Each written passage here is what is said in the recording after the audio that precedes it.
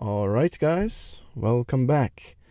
Hopefully with this video I'm trying to make a more summarized, concise form of what I said yesterday, because that was like just first reactions to how crazy that freaking time was with the pump and dump. So hopefully this gives you a more clean-cut idea of what was going on.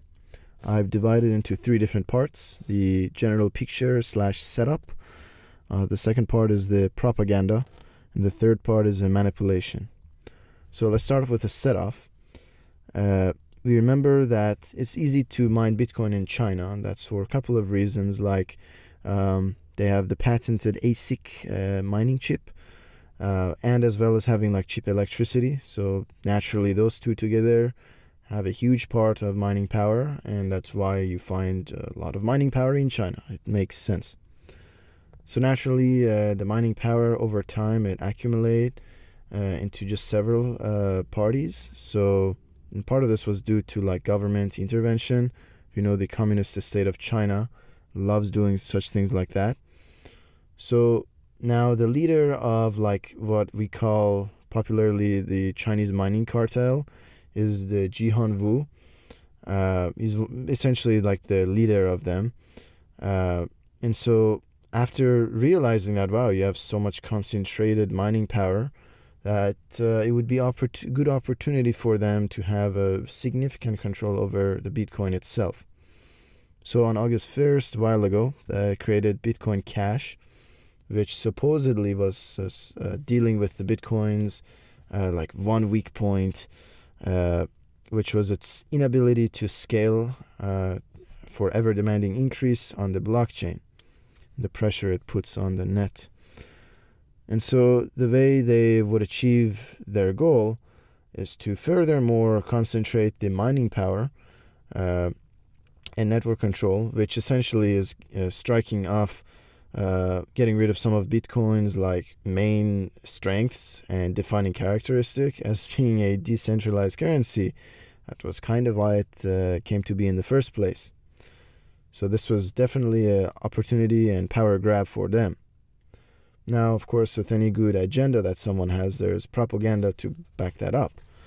So essentially, after the Bitcoin Cash was a split from Bitcoin, they kind of knew that in the beginning it would just get dumped really fast and be ignored. So besides the first 1 or 2 days from when it was forked, when it pumped, after that for like 3 months, it just was solid and steady around 300, and then it might go up to 500, then back to 300. It would just lay low, and it was off the radar of everyone. So everyone kind of forgot about it. Now, the miners in China, they were instructed to still mine the Bitcoin Cash even despite a big financial loss, because it was unprofitable to mine Bitcoin Cash compared to Bitcoin itself. So they were essentially just like the life support for Bitcoin Cash, so it didn't completely disappear. So it just hung on, it clings to life this way. And so when the price was down, those that were in the know, they accumulated in big amounts as their plan unfolded, as we saw yesterday. So essentially and it was common knowledge that there would be a SegWit 2x in November, but everyone kind of put that off. But they didn't. They knew that that would happen, and there would be a lot of chaos and confusion, and that Bitcoin's mining power would be a split between two networks. And so the main thing at the forefront would be the scaling and the transaction fee debate. So obviously the split did not happen. It was cancelled, the B2X. But it didn't matter anyways, because as a scaling debate was going huge back and forth, those that were more new to the cryptocurrency or Bitcoin specifically, they didn't really understand the fundamental principles and mechanism that just gave Bitcoin the power to do what it did in a decentralized way. So again, they gave into emotion and propaganda. They read threads. Just like I said yesterday, it started affecting me even.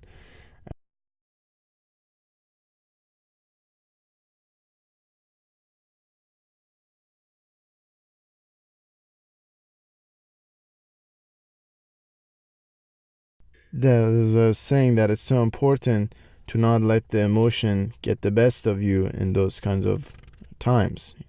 There's a lot of fear, uncertainty, and doubt. So anyways, next we're going to the manipulation section. So we noticed that just the cracking of the news of the SegWit2's cancel, the price of Bitcoin was expected to decline naturally because of how artificially it was pumped up. So with the price of the Bitcoin 2x coin already factored and baked into Bitcoin, and we saw the futures market of B2X coin being between $1,000 to $2,500, that just evaporated so quickly after it was canceled. So it was only a matter of time before all this would become super chaotic. So you have to understand that the people who were involved in this have enormous financial power. Roger Ver specifically has so much capital to deploy that such a scenario would be perfect for a guy like him. And we'll go into Roger Ver and what he did towards the end of this. So now, just as easy was for the pumping up of Bitcoin during the run-up for the SegWit2x, it was also so easy to run the price of Bitcoincash up. Both of them were easy to pump because we have huge whales playing, so to speak. So the Bitcoin network also underwent a spam attack. So we saw maybe it affected many of the viewers here, that whoever tried to send a Bitcoin, especially to an exchange to try to get in on the pump, that even after using the top fees, $20 transaction fee, it took 12 hours for the Bitcoin to finally get confirmed. Something crazy like that. So essentially at some point, I think there was over 120,000 transactions that were still waiting approval, which is a crazy amount. So the most insane part of all of these, and Machiavellian, that not even many people now talk about or are aware of, is that a lot of the Chinese exchanges started listing Bitcoincash instead of the pairing that's usually we see with Bitcoin being paired up with everything else. So they put that as a trading pair against altcoins as a base currency to try to make it the official newest standard and try to undermine Bitcoin like that. And that is crazy that they actually had the clout and the teamwork, the simultaneous teamwork that they did to have such a plan to undermine Bitcoin like that is just insane. So you can see that for the layman or average person, when they see such a crazy thing happening and the price of one going up, one going down, they FOMO in, they go on, again, the Reddits or the forums, and they just get overdosed with the emotion and the adrenaline, and then they just jump ship and they go all into Bitcoincash, and they lose faith in the fundamentals of Bitcoin that brought them there in the very first place. So obviously many of the big players stood to gain, Jihan Wu and especially Roger Ver. Among others. I mean, I'm glad if you're able to make some money with this, but understand how the big players are actually manipulating the market in such a way that really profited them mostly. So we also have to know that there was the Bitcoincash hard fork that just recently happened after the whole thing. So it happened maybe 6-7 hours ago or so. But there was a hard fork, but it's not like a chain split hard fork, so there's no free coins. But essentially the difficulty increased 4 times. So, and to still be profitable to mine, the Bitcoincash has to be priced at least 40% of Bitcoin. So it's going to be pretty interesting to see what the miners do at this point, with the fact that Bitcoin is more profitable to mine now, if they're going to collude and still stick with the Bitcoincash for the agenda reason. So hopefully one of the outcome is that this will stabilize the pump and everything returns to normal, transactions speed up, although most likely Bitcoin's price will not increase anytime soon, because I think it needs to retrace and correct because of its huge pump up to 7,700 as we saw earlier. So hopefully it's not like this, that it would be possible that the strong reaction that the market had could lead to a situation that would lead the manipulators, who were initially only interested in coordinating the pump and dump, to actually outright try to take the reins away and push their centralized version of the Bitcoin forward. So now we know that Bitcoin also does not have a mechanism yet for having quick mining adjustments for the difficulty, which is actually common today in many altcoins, and as well as Bitcoincash. So if miners keep abandoning Bitcoin for the sake of having more profits in mining other coins, the network will become sluggish and even more sluggish and even more sluggish, eventually maybe even becoming paralyzed. So this is the worst case outcome, that Bitcoin would suffer a slow death, eventually looking like a cryptocurrency that's just controlled by a handful of conspirators, or maybe even the Chinese government. And is not what we want to happen. Now, interestingly enough, the people that might be able to save us in this kind of tug of war, ironically enough, might be the Wall Street traders, who've been looking at a good entry point for Bitcoin, and now it's got enough attention, it's in the limelight now, so it has a lot of eyes on it, and essentially for all intents and purposes, they have like infinite amount of money to buy Bitcoin, and hopefully they were able to buy some up during the mini crash, and probably they'll give a good fight to the Chinese, and by pulling up the price of Bitcoin, hopefully we can get out of the woods for this problem. And it's not so cut and dry, like saying they're the good ones, these are the bad ones, but generally I think in this case, between the tug of war between the big powers, in this case, odd as it is to say, maybe the Wall Street traders are the greater good compared to the Chinese mining.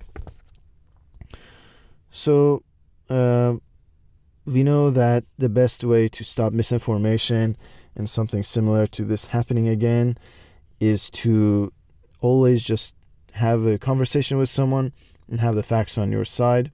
Doesn't mean you have to go on guns blazing, always be open to different ideas, but when you have the facts there, when you present them calm manner, you can spread the word in a positive way, because we had to dig for this information. This was not here. Like, how crazy is it that you learned, and I learned, that many Chinese exchanges colluded together and made Bitcoincash the pairing for that momentarily for all altcoin trading. That is insane. So you need to calmly and rationally listen to the facts and adjust your view based on the reality, and go on. If you have a conversation, bring these things up. It's good. The free market of ideas will win out ultimately. So I think it's a good idea for people, if you're talking with friends or family that are into this, to bring that up. It's a good thing. So lastly, I want to look at this tweet by Vitalik congratulating Roger Ver and Jian Wu, oddly enough, on this Bitcoin Cash pump. So it's kind of weird. I mean, we see here that Bitcoincash was second place for a little bit. Interestingly enough, obviously never passed Bitcoin, but funny enough, it passed Ethereum, which is Vitalik's coin. So I don't know if it was something like Vitalik had a spite for Bitcoin Core, so he wanted Bitcoincash to pass it.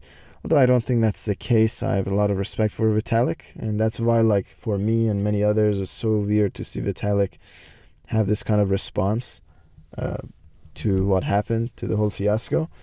So there you go. There's that. Interesting enough to point that out. Now, the meat and potatoes is here, where on Reddit, someone put together the Bitcoin addresses of Roger Ver, and this is just to show how crazy amount of money some people have to influence the market. So always be careful when the price is going down and it seems like your confidence is just going to keep going down. That might not be the case, because there are huge people with lots to lose. So if we go here, we see his wallet. Wow, it has 160,595 Bitcoin. That is just crazy. So crazy. I don't even know what to say. That's insane. So what he did in this next window, or this next tab I'm going to open, is from this 160,000, he sent 25,000 Bitcoin to his Bitfinex wallet.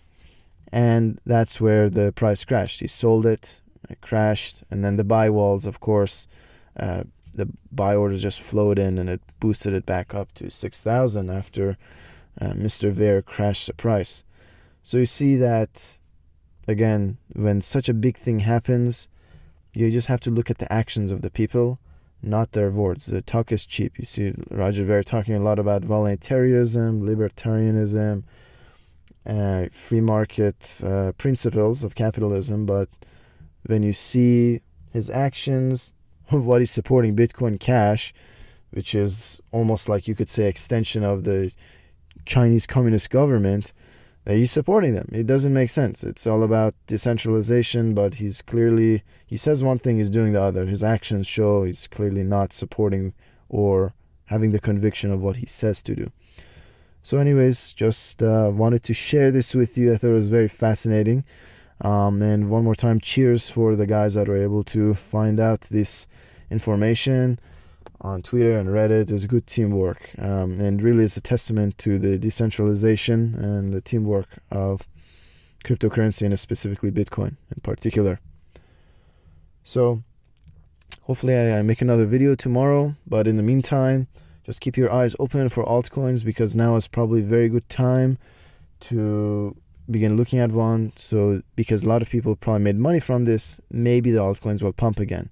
A second pump that might have taken the place of the B2X fork. This could be maybe a blessing in disguise. We can all profit a little bit from this. So keep your eyes on that.